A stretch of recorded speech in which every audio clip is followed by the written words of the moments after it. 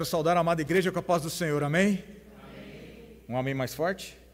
Amém! Aí. Glorifico a Deus sempre, meus irmãos, porque nós, quem faz a liturgia, quem traz a palavra, muitas vezes não se fala, na grande maioria das vezes, e quando tudo coopera, para o bem da mensagem que Deus tem para nós, a gente fica muito alegre. E 2 textos nós vamos ler para a meditação nesta noite. Primeiro, Salmo de número 90. Nós leremos um único versículo, o versículo de número 12. Salmo de número 90, versículo de número 12. Os irmãos encontraram? Amém. Diz assim a palavra do Senhor: ensina-nos a contar os nossos dias, para que alcancemos um coração sábio. Palavras do Senhor. E o outro texto que mencionei, nós já lemos, Salmo de número 34, Salmo que compôs a liturgia de hoje. Leremos 3 versículos, os versículos de número 8, 9 e 10. Salmo de número 34, versículos 8, 9 e 10. Os irmãos encontraram? Amém. Diz assim a palavra do Senhor: provai e vede que o Senhor é bom, bem-aventurado o homem que nele se refugia. Temei o Senhor, vós os seus santos, pois nada falta aos que o temem. Os leõezinhos sofrem necessidade e passam fome, porém, aos que buscam o Senhor, bem nenhum lhes faltará. Palavras do Senhor. Amém. Amados, o título da mensagem desta noite é Contando os nossos dias com sabedoria. Tem sido um desafio, não contar os nossos dias, viver na presença do Senhor. Mas, antes disso, quem já se viu perdido? Ainda mais nós homens, que tem ali o GPS, mas a gente não, eu sei o caminho. E a gente vai e não chega. E aí a esposa fala: põe no GPS, coloca o nome da rua ali que vai ser mais fácil. Não, eu conheço o caminho. Muitas vezes, quando nós não consultamos a Deus, nós vivemos esta pequena ilustração que eu disse agora. E sabedor disso, Moisés, então, no Salmo de número 90, caminhando com Deus, vivendo na presença de Deus, ele entende que quem é que pode ajudar ou fazer, ensinar e mostrar a ele como viver os dias? Apenas Deus. Vivemos dias de muitas tarefas, cheios de distrações, demandas, decisões. Pudemos falar um pouco disso na escola dominical hoje pela manhã. No entanto, a palavra do nosso Deus, ela é atemporal, imutável. E então, neste hiato do Salmo de número 90, no versículo 12, somos convidados a fazer uma reflexão dos nossos dias. Nos primeiros versículos, Moisés comenta da brevidade da vida do homem. E aqui, amados, não somente a brevidade no ponto de vista de que nós não temos domínio pela nossa vida e não sabemos quanto tempo temos, mas, sobretudo, de como estamos vivendo os dias que Deus nos dá. Temos caminhado em seus caminhos, temos dado a devida importância para cada segundo que Deus deu e dá para mim e para você. Este salmo, então, soa como urgente para a nossa época, porque somos inundados de uma série de distrações que muitas vezes nos levam a nos afastar de Deus, a dar mais atenção às coisas que não são de Deus com relação às coisas que são de Deus. O convite aqui é para desacelerarmos hoje. Não sei como o irmão ou a irmã está no dia de hoje.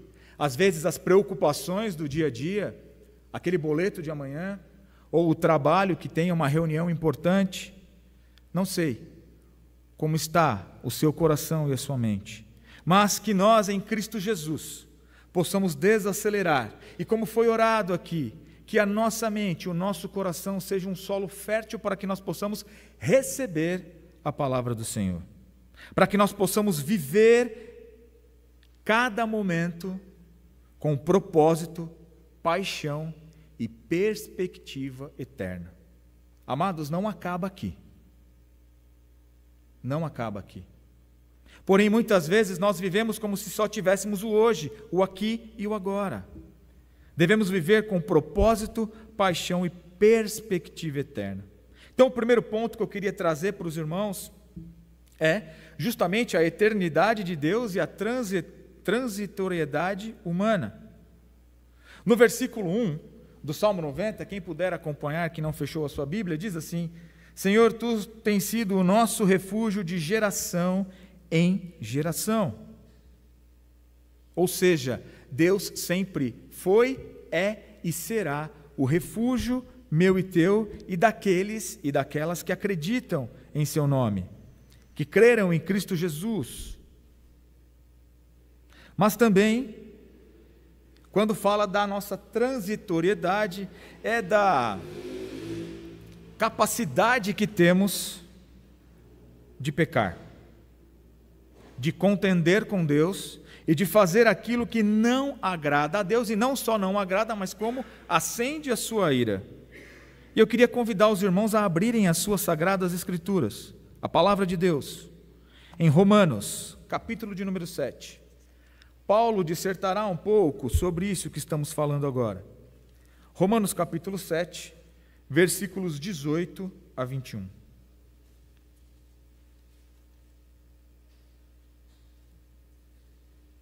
Os irmãos encontraram Romanos capítulo 7, versículos 18 a 21, que diz assim: Porque eu sei que em mim, isto é, na minha carne, não habita bem nenhum, pois o querer o bem está em mim, não porém o efetuá-lo. Porque não faço o que prefiro, mas o mal que não quero, esse faço. Mas se eu faço o que não quero, já não sou eu quem o faz, e sim o pecado que habita em mim. Então, ao querer fazer o bem, encontro a lei de que o mal reside em mim. Palavras do Senhor.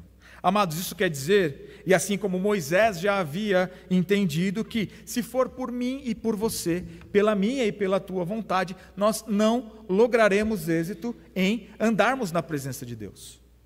Não somos bons o suficiente, não somos inteligentes o suficiente, não temos o discernimento e a direção para alcançarmos o Senhor. O próprio apóstolo Paulo diz: o bem que eu quero fazer, eu não faço, mas o mal salta-me aos olhos. Assim acontece comigo e com você. Se nós não buscarmos como Moisés buscou a Deus, se nós não vivermos na santa presença de Deus, nós não lograremos êxito na nossa batalha, na nossa busca, na nossa permanência com Deus. Em Eclesiastes 3, 1 e 2 diz assim: tudo tem o seu tempo determinado, e há tempo para todo o propósito debaixo do céu. Esse texto, amados, complementa a transitoriedade da vida no sentido de que Deus tem um propósito para mim e para você na nossa existência. Eu já pude falar, se não me falha a memória, num estudo bíblico na quarta-feira. Eu e você, amados, por mais que nós achamos que nós não temos dom nenhum, ao menos um, Deus nos deu. Deus nos capacitou, nos capacita, porque é Ele que nos capacita quando nos chama. Mas temos um propósito, temos vivido esse propósito no Senhor, temos usado os dons, talentos, ferramentas que Ele nos proporcionou para servi-lo em espírito e em verdade, como verdadeiros adoradores, como estamos ouvindo hoje pela noite e pela manhã também pudemos ouvir. Tiago 4,14 diz assim: vocês não sabem o que acontecerá amanhã. O que é a sua vida? Vocês são como a neblina que aparece por um tempo e depois desaparece. Tiago reforça a brevidade da vida humana, tema central do Salmo 90. E então Moisés continua no versículo 12 dizendo: ensina-nos a contar os nossos dias para que alcancemos um coração sábio. Um servo e serva, um filho ou filha de Deus, tem, depois de reconhecer, e aqui o importante, amados, antes de entrarmos no pedido de sabedoria de Moisés, é justamente entender que quando Moisés pede para que Deus ensine a contar os dias, quer dizer o seguinte: mostra a total dependência que eu e você temos que ter do nosso Deus. E aí isso me fez refletir uma frase que nós estudamos agora pela manhã, que na verdade foi um dado que trouxeram, né, que a IPI, né, o rol de membros, quando a gente fala de igreja nacional, ele tem muito mais mulheres, coisa ali de 60%, né, feminino, e 40% masculino. E talvez uma das respostas para essa diferença é porque nós homens, muitas vezes, temos dificuldade de pedir ajuda, de depender de alguém. E o depender de Deus aqui não quer dizer que eu e você vamos ficar sentados nos nossos lares, quietos, esperando Jesus voltar, não. É um depender ativo. Em que sentido? Eu e você continuamos trabalhando, mas é Deus quem dá o sustento. É Deus quem nos ensina a contar os dias, no sentido de liberar aquela bênção no trabalho, aquele pedido que você conseguiu fechar, ou um emprego que não tinha e passou a ter, porque Deus proveu para mim e para você. A família, a cura, nós cantamos aqui, se curar ou não curar, Ele é Deus, se fizer ou não fizer, Ele é Deus. Só que como nós estudamos de manhã também, a gente não pode ter essa inconstância de quando Ele não for Deus, ou não fizer, na verdade, porque Ele sempre vai ser Deus, a gente falar, se Ele não fez, então eu vou para outro lugar. Talvez aqui não seja o caminho, e só existe um único lugar na presença de Deus, que é estar na presença de Deus. Não é no templo A, no templo B, ou no lugar X, Y ou Z.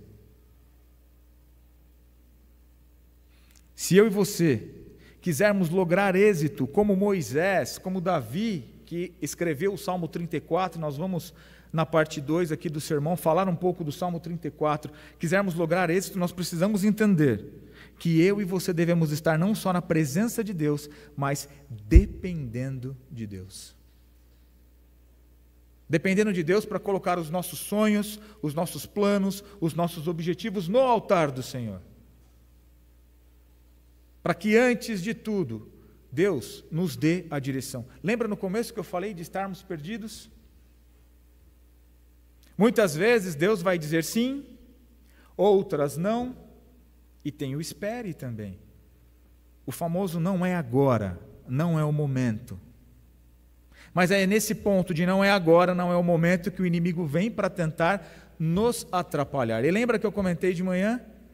Quais são as estratégias do inimigo? Às vezes ele tenta nos atrasar e muitas vezes acelerar o nosso destino, trazendo num tempo não oportuno aquilo que Deus já tinha determinado para mim e para você.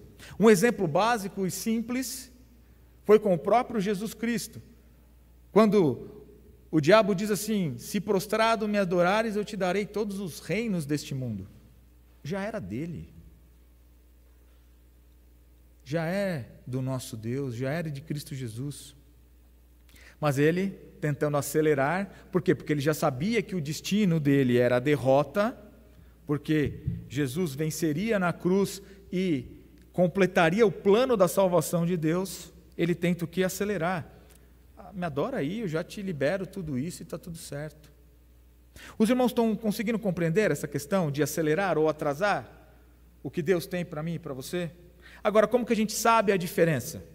Se nós andarmos no altar do Senhor, se nós caminharmos com Deus como Moisés, como Davi, como todos os outros heróis e heroínas da fé. E então Moisés pede sabedoria. Ao compreender verdadeiramente a brevidade de vida, ele então pede e busca a sabedoria em Deus, não a sabedoria que o mundo entende. Não a questão de leitura de livros, que é importante, mas não esse tipo de sabedoria, meu irmão e minha irmã, mas a sabedoria que vem com o temor do Senhor. E temor, como todos nós já conhecemos, não é o medo em si, mas a reverência que eu e você devemos que ter perante o nosso Deus. Reverência. Não o medo paralisante, mas a reverência de buscar o único que pode transformar, mudar e nos dar o destino e a direção correta. Efésios 5, 15 a 17 diz: portanto, vede prudentemente como andais, não como nécios, mas como sábios, remindo o tempo, porque os dias são maus.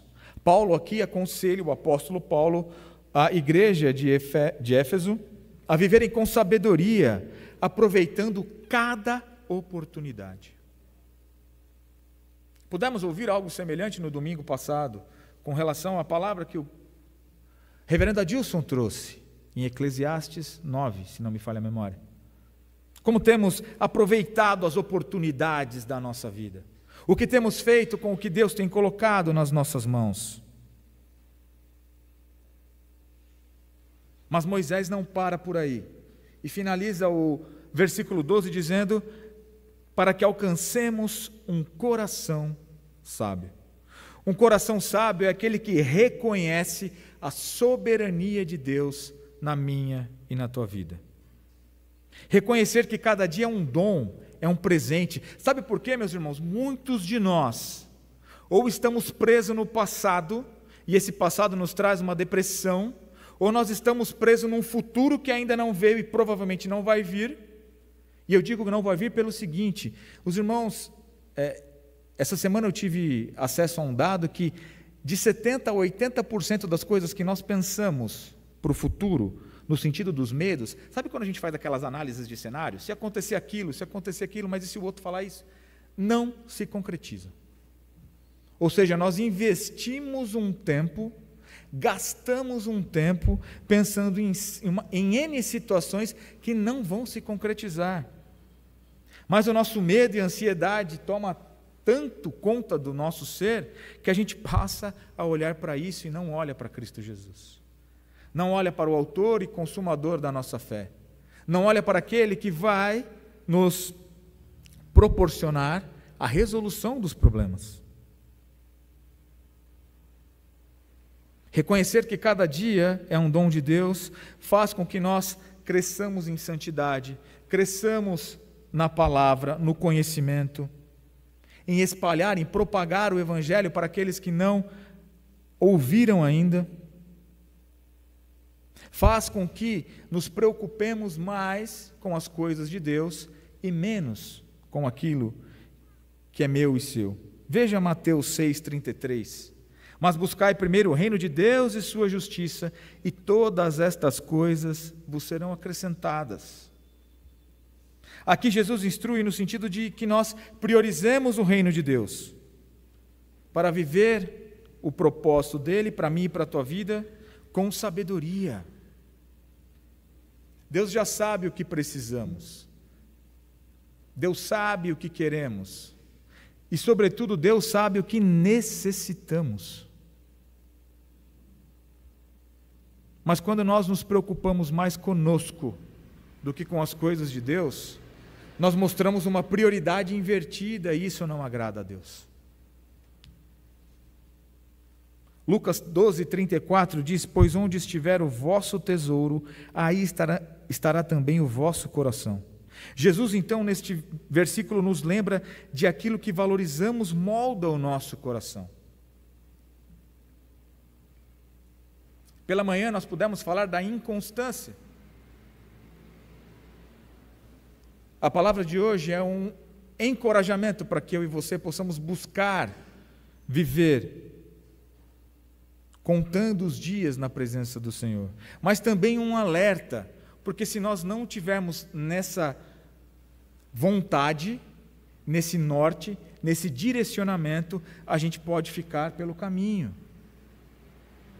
A gente pode desvirtuar o nosso pensamento. Colossenses 3, 1 e 2 diz: portanto, se fostes ressuscitados juntamente com Cristo, buscai as coisas lá do alto, onde Cristo vive, assentado à direita de Deus. Pensai nas coisas lá do alto, não nas que são aqui da terra. Nós pudemos estudar um pouco sobre este tema na quarta-feira passada com a presbítera Jaqueline. Paulo, então, aqui em Colossenses, ecoa a ideia de viver com uma perspectiva eterna, buscando as coisas que são do alto. Abra comigo a sua Bíblia, meu irmão. Filipenses.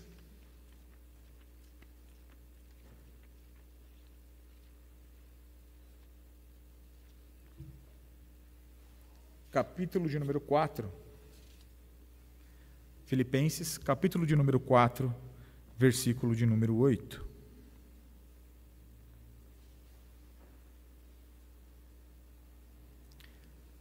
Diz assim, os irmãos encontraram?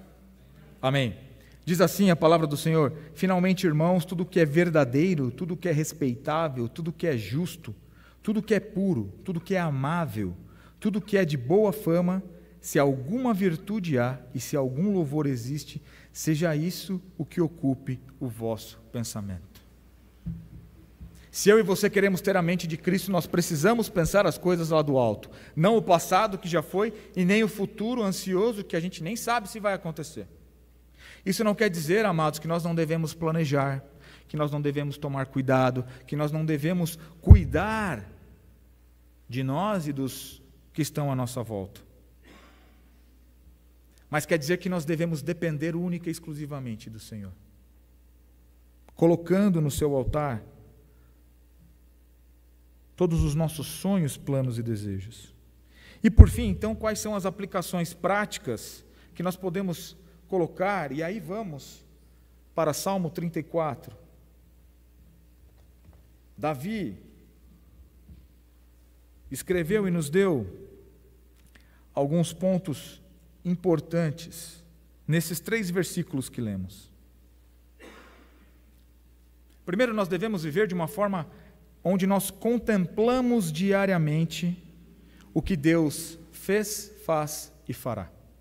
Pudemos cantar aqui na liturgia de hoje um hino onde fala que a natureza, as obras coroam também e dão glória e graça a Deus, no sentido de louvá-lo e adorá-lo como eu e você devemos fazer.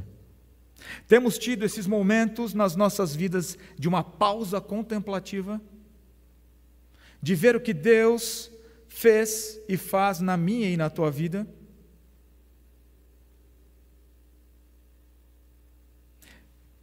Mas, quando lemos no Salmo 34, versículo 8, provai e vede que o Senhor é bom, Davi está convidando aqueles que estão vendo as bênçãos na sua vida, nos livramentos que Davi também teve naquele período, enfim, no quanto Deus estava com ele, convidando para que aqueles que estavam à sua volta também provassem o Senhor no sentido de viver com ele.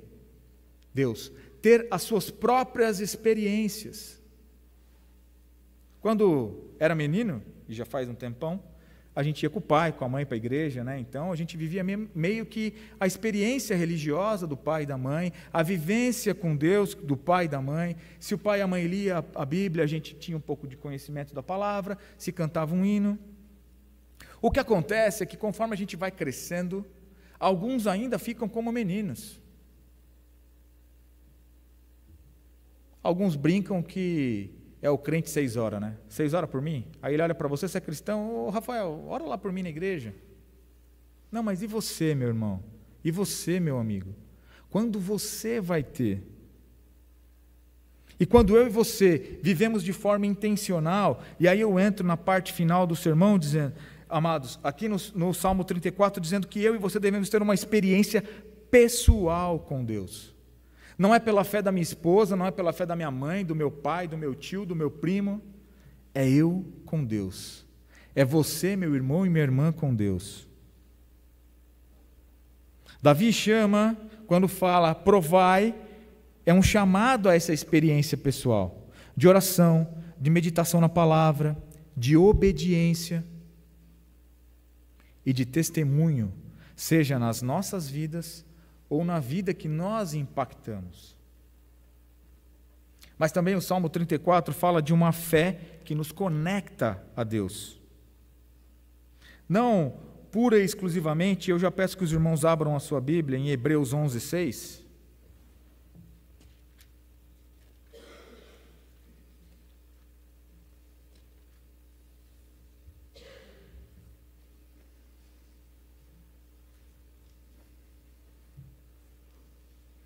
Todos encontraram? Amém. É um texto conhecido. Diz assim a palavra do Senhor: de fato, sem fé é impossível agradar a Deus, porquanto é necessário que aquele que se aproxima de Deus creia que Ele existe e que se torna galardoador dos que o buscam. Palavras do Senhor. Amém. É uma fé que conecta a Deus. É uma fé do bem-aventurado, como no Salmo 34, Davi fala. Bem-aventurado o homem que nele se refugia. Então, quando eu e você temos uma experiência pessoal com Deus e uma fé que nos conecta a Ele, nós vemos 3 efeitos que estão no versículo 8 do Salmo 34. O primeiro é o refúgio em Deus. E nós, em um dos cânticos que cantamos aqui essa noite, falou de se refugiar nos braços de Deus, em suas asas, na verdade, né? E debaixo de suas asas é o meu abrigo, o meu lugar secreto, o meu refúgio. O Senhor nos apresenta, ou se apresenta a nós como a rocha, a fortaleza para mim e para a tua vida. Em um mundo repleto de incertezas, de temores, se eu e você estamos debaixo das asas de Deus, nós estamos refugiados no lugar, no único e melhor lugar que existe. Mas ainda no Salmo 8, no versículo 8 do Salmo 34, ele fala da bondade de Deus até na adversidade. A bondade de Deus, meu irmão e minha irmã, não se revela só na parte boa ou nas bênçãos, mas ela se manifesta de uma forma muito mais superabundante, que é a sua graça, nas épocas de adversidade. Provando que a presença de Deus nos sustenta, nos dá força. E por fim, no versículo 10, os leõezinhos sofrem necessidade e passam fome, porém os que buscam o Senhor, bem nenhum lhes faltará. Isso nada mais é, meu irmão e minha irmã, que a provisão divina. Esta promessa ressalta a provisão de Deus para os seus filhos. Quem está no mundo, os leõezinhos, podem e vão passar fome, mas eu e você que buscamos a Deus, eu e você que servimos a Deus, porém os que buscam, eu e você temos que buscar a Deus, meu irmão. Aqueles que buscam o Senhor, bem nenhum lhe faltará. Amém? Que nós possamos nesta noite, amados, buscar um coração alinhado com Deus, com seus propósitos, com seus desejos, propósitos e desejos de Deus, para que nós contemos os nossos dias de uma forma alegre, de uma forma saudável, independente da situação que passamos, independente do momento em que nos encontramos. Que o que Moisés, no Salmo 90 também, nessa súplica, né, de pedir a Deus a orientação, que faça a transformação nos nossos corações. E que o Senhor nos abençoe com corações sábios, vidas frutíferas e um legado de fé, amados, para as gerações futuras. Antes de começar o culto, eu, o presbítero João Marcos e o reverendo Adilson falávamos, na verdade o reverendo Adilson falando das gerações, né? Daqueles de 90 e 80 que já passaram o bastão, e quando ele falou que os de 40, que sou eu aqui, por exemplo, ele falou, já tem os de 40 que estão querendo passar o bastão também. Não é o momento de passar o bastão. E olha só, por isso que eu lembrei um legado de fé para gerações futuras. Os piores momentos do povo de Israel no Antigo Testamento foi quando eles não conheciam o Senhor. Quando uma geração inteira ficava sem entender e conhecer tudo o que Deus tinha feito por eles já. Aí, com todo respeito, entre aspas, grifos meus, quando Deus arrochava o povo, aí eles corriam para Deus. Que eu e você possamos ter o desejo de Moisés, de contarmos os nossos dias com o coração sábio, para que nós já não cheguemos como chegou o povo, de ter que sofrer determinadas coisas e vir a Deus pela dor e não pelo amor. Amém? Que Deus nos abençoe nesta noite.